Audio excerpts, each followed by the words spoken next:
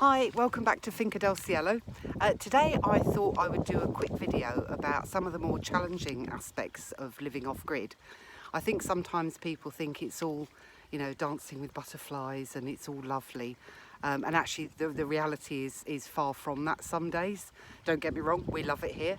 But we do have a set of challenges that we need to conquer in order to live here in a nice way. So the first one really, if you're looking at moving to the middle of nowhere, you've got to consider how you're going to get there and how you're going to get stuff there. This house actually had better access than most of the ones that we saw. There were a couple where I would have been terrified to ever try and leave and return again. And there was no way we would ever get our furniture there. So they actually got crossed off the list pretty quickly. But this one, it's not too bad. We have this road here, and that actually goes all the way up into the village. And you can actually get a transit van down there. And we've had people that have brought deliveries to where I'm sitting now. But where I'm sitting now is actually about 100 metres from where we live. So we have an irrigation pool here at the end.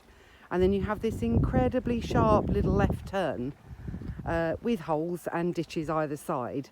And this is the road then that leads to our finca. So here it's wider than you think it is.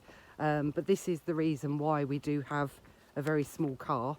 Our Santana is perfect for this road. You can see it sort of narrows and widens as we go down. So when we have things delivered, some delivery people will only take them as far as the village, and then it's up to us to get it the 1 kilometre from the village back to the house. And that includes things like when we bought the big solar panels, the cooker. The guy that brought the wood chipping machine did bring it to the irrigation pool.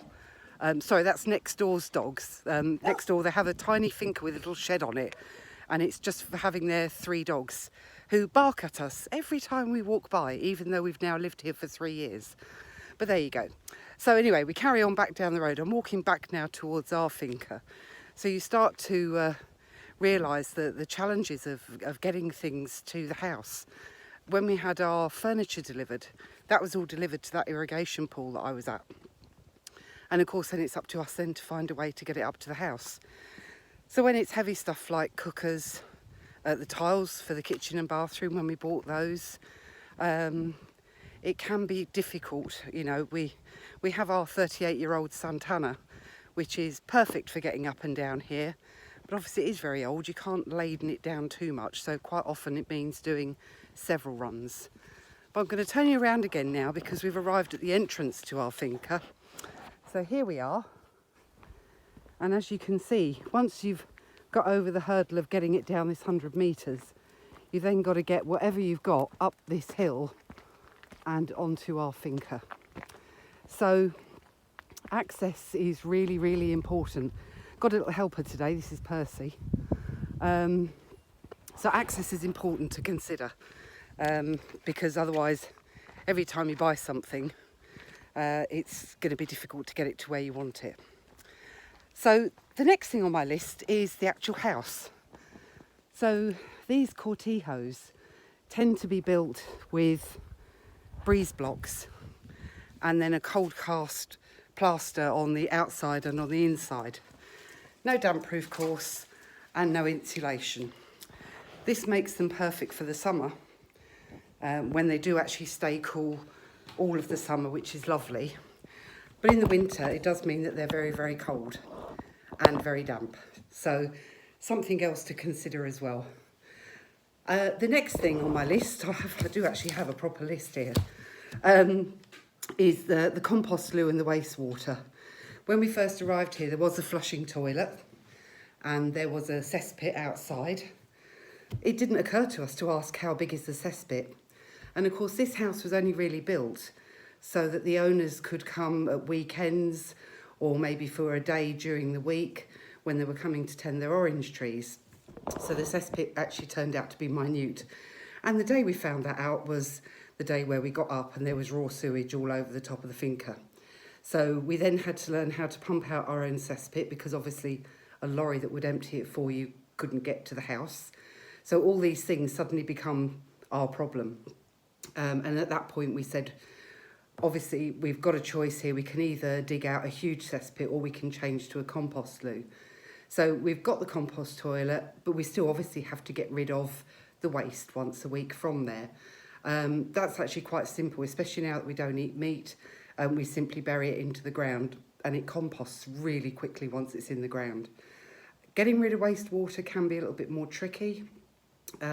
If you have water running in the same route day after day after day, it creates channels in the terraces and then the terraces start to collapse. So we have to be quite careful how we get rid of grey water. Roger has become quite an expert at French drains, which is a layer of gravel with a sort of bucket or a bowl over the top. It's almost like a mini cesspit in some ways, and that allows the water to drain over a larger area.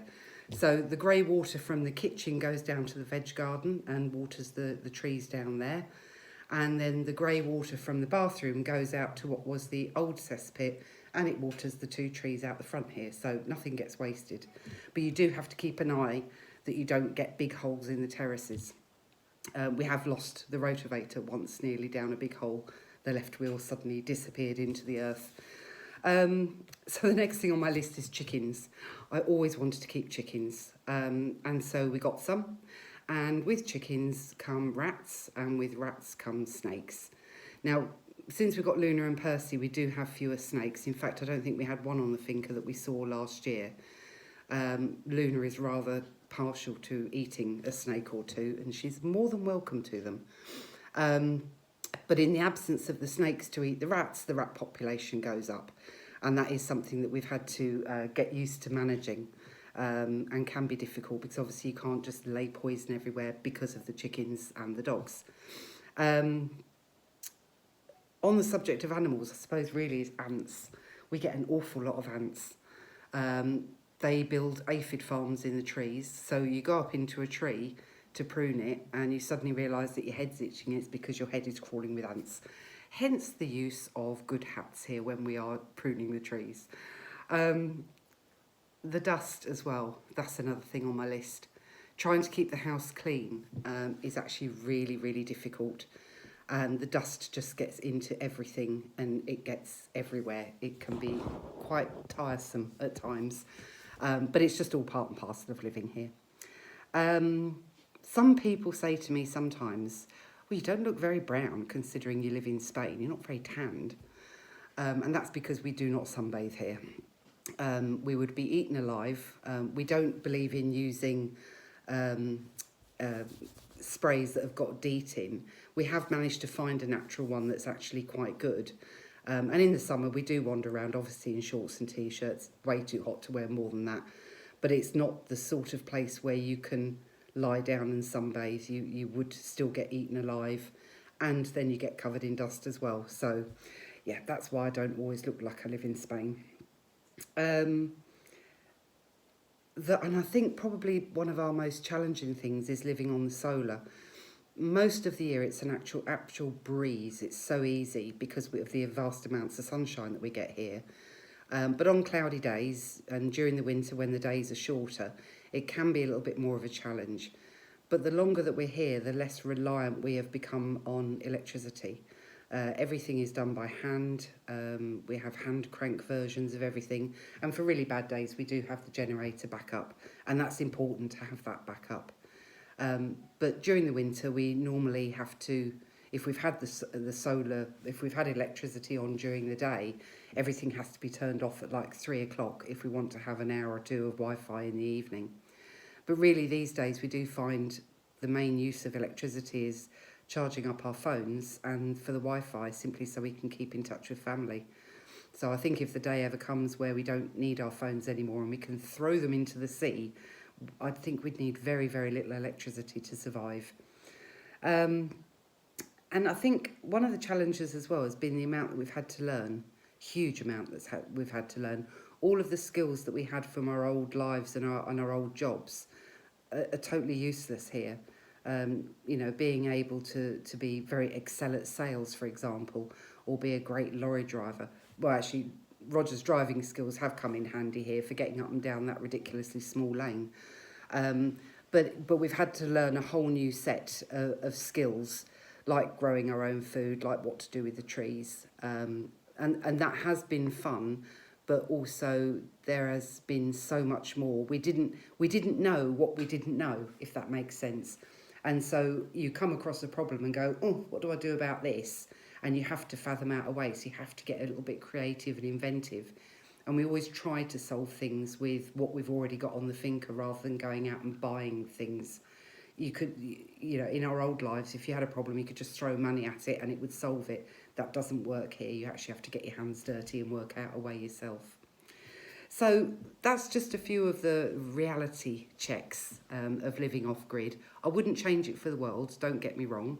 And I think a lot of people do resist change because they're worried about what they've got to give up instead of about what they might gain from making those changes. For us, we've had to give up quite a lot of things. All the mod cons, obviously. Central heating, I do miss that some days. Unlimited electricity, unlimited gas for cooking and hot water and everything. We're all on tanks here. And probably the biggest thing is being far away from our families. But in return, the things that we have got by living this life far exceed what we've had to give up, in our opinion. We are still able to go back and see the family a couple of times a year. And I speak to mum and dad on FaceTime every day. We're in touch with our kids at least once a week. So that technology has made the change a lot easier. But there are challenges, as there are with anything that you choose to do in life. And all you can do is meet them head on, smile, laugh, make a cup of tea and try again. So I hope that's been useful. Thank you very much for joining us again, and we hope to see you soon. Take care. Bye.